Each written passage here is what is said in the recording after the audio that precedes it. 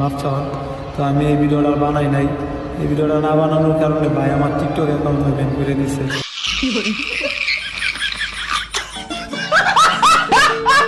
ভাইরে ভাই, এলেক্স সবুজের আইডি নাকি ব্যান হয়ে গেছে। আসলে কি বলুন তো, সে আসলে কয়েকটা দিন যাবত খুব বেশি উড়তেছিল। সত্যি কথা বলতে কি, যত গতি তত ক্ষতি। ঠিক বলেছো। বেশি অহংকার করলে যা হয় আর কি। এলেক্স সবুজের নামটা লইলি ফরি। এই senseless cringe content creator, sorry content creator কারে বলতেছে, এরা তো কন্টেন্ট ক্রিয়েটর। কারেক্ট দেখছস গুনি হুজুরও ভাইরাল হওয়ার লাগিয়া আমার ছোট্ট একটা ঘটনারে তিলের তাল বানাই দিস। সে ধর্ম নিয়ে করে কটূক্তি, হুজুরদের করে অপমান, তাই চোখের পলকেই করে দিল আইডি বুম। এই এলেক্স টাকি সবুজ টক্সিক কথা বলা ছাড়া আর মানুষের কাছ থেকে মিথ্যে সিম্পাথি গেইন করা ছাড়া আর কি কন্টেন্ট দিয়েছে আমাকে একটাবার বলুন। ইতিহাস সাক্ষী আর আমার বিশ্বাস কষ্টের সফলতা এত সহজে যাইবো না। যদি তাকে বলি এসব কন্টেন্টের মানে কি, নেই কোনো আনসার। দিন দিন সোশ্যাল মিডিয়াতে ছড়াইতেছে শুধু ক্যান্সার, তাই সোশ্যাল মিডিয়া থেকে সরিয়ে ফেলাই ভালো এসব জঞ্জার।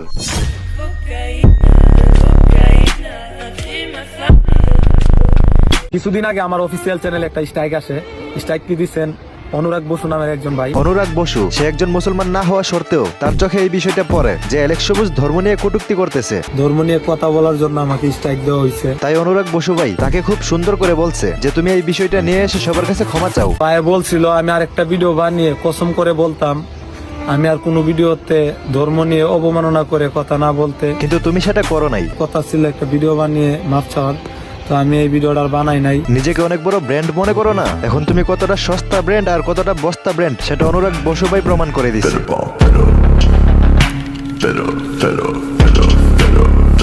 এই সস্তা পচা বস্তা ব্র্যান্ডের অ্যাকাউন্ট ব্যান্ড হয়ে যাওয়াতে সবাই ঈদ উল্লাস করে ঈদ মুবারক জানানো শুরু করছে সবাই। এই টাকি সবুজের অ্যাকাউন্ট ব্যান হয়ে যাওয়াতে মানুষ এত খুশি, তাহলে কতটুকু ক্যান্সার হয়ে দাঁড়িয়েছে এই টাকি সবুজ।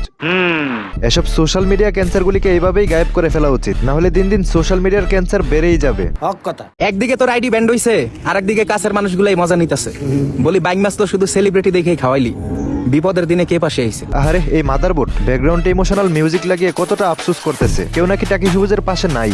আরে তোর যদি এতই দয়া মায়া লাগে তুই তার কাছে গিয়ে তাকে সান্ত্বনা দিবি, এইটাকে পাশে থাকা বলে। কিন্তু না, এই মাদারবোর্ড বুঝাইতেছে তার নামে একটা ভিডিও করে ফেলছে, সেটাকেই পাশে থাকা বলে। আসলে এই মাদারবোর্ড তার ভিউজ চুরি করে মানুষের কাছ থেকে সিম্পাথি নেওয়ার জন্য মানুষকে বানাইতেছে চুতিয়া।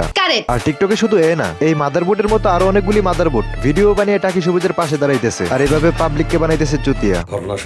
যাই হোক, ভাগ্যগুণে টাকি সবুজ আবার তার আইডিটা ফিরে পাইছে। ইতিহাস সাক্ষী আর আমার বিশ্বাস কষ্টের সফলতা এত সহজে যাইবো না। সে নাকি এখন তার ভুল বুঝতে পারছে, তাই সে ওয়াদা করছে এখন নাকি সে 1 বছর নামাজ ছাড়বে না। এখন সেটাই দেখার পালা, এই প্রতিবন্ধী এখন নিজের ওয়াদা রাখে কিনা। না হলেও কোনো সমস্যা নাই, নেক্সট টাইম খুব ভালো করে মজা দেখাবো।